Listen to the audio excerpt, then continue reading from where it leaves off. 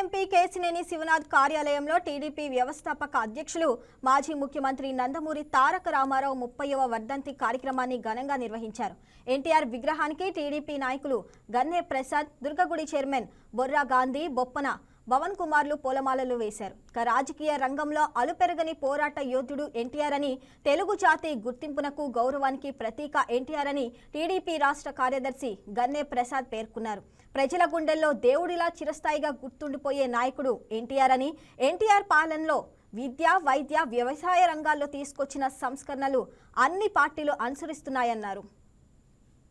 NT Ramarao 30వ వర్ధంతి సందర్భంగా వాడవాడల అట్లాగే మన కేసినేని శివనాథ్ గారి ఆఫీసులో, మన ఎంపీ గారి ఆఫీసులో జరుగుతున్న ఈ కార్యక్రమానికి విచ్చేసిన పెద్దలందరికీ నా నమస్కారాలు తెలియజేస్తూ, అట్లాగే ఈ కార్యకర్తలు ప్రతి విషయంలోనూ ఎన్టీ రామారావు అంటే ఆయన ఎవరో తెలియని ఆయన కూడా ఇప్పుడు 30 ఏళ్ల వయసు ఉండాలి కూడా ఎన్టీ రామారావుని స్మరించుకుంటూ ఈరోజు చేస్తున్న ఈ కార్యక్రమానికి ధన్యవాదాలు తెలియజేస్తూ, అట్లాగే ఆయన భావాలు కూడా ప్రజల్లో ఉండాలని చెప్పి తెలియజేస్తూ, దాన్ని అనుసరిస్తూ ఇవాళ 4,000 రూపాయల వరకు పెన్షన్ తీసుకెళ్లడమే కాకుండా కొత్తగా మళ్ళీ ముఖ్యమంత్రి అయిన తర్వాత మన చంద్రబాబు గారు P4 విధానాన్ని కూడా అమల్లోకి తీసుకొచ్చి పేద బడుగు వర్గాలకి P4 విధానాన్ని కూడా ముందుకు తీసుకెళ్తున్నందుకు ఆయనకి ధన్యవాదాలు తెలియజేస్తూ, ఎన్టీఆర్ జోహార్.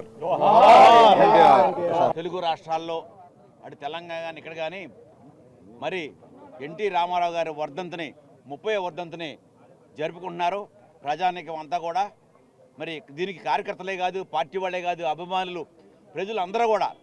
దానికి కారణం ఏంటంటే వారు ఆ రోజున 82లో పార్టీ పెట్టి ఆయన తీసుకొచ్చిన సంస్కరణలు, ఆయన ఆలోచన, ఆయన విధానం, ఆయన వచ్చినప్పుడు ప్రజలకు విడమరి చెప్పాడు. ఆయన నేను ఎందుకు రాజకీయాల్లోకి వచ్చానో క్లియర్ కట్గా, నేను ఇప్పుడు దాకా ఏం చేశానో, నేను మీ రుణం తీసుకోవడానికి వచ్చాను, నేను మీరు ఇచ్చిన పైసలు విసిరితే నేను పోగు చేసుకుని నేను నా కుటుంబాన్ని నేను సరిదిద్దుకొని రాజకీయాల్లోకి వచ్చాను అని చెప్పి వాడవాడల మీటింగుల్లో, సిటీ మీటింగుల్లో కూడా డాక్టర్లతో సమావేశం, లాయర్లతో సమావేశం విడంబరి చెప్పాడు ప్రజలందరికీ కూడా నేను ఎందుకు వచ్చాను, ఏం చేయబోతున్నాను అనేది.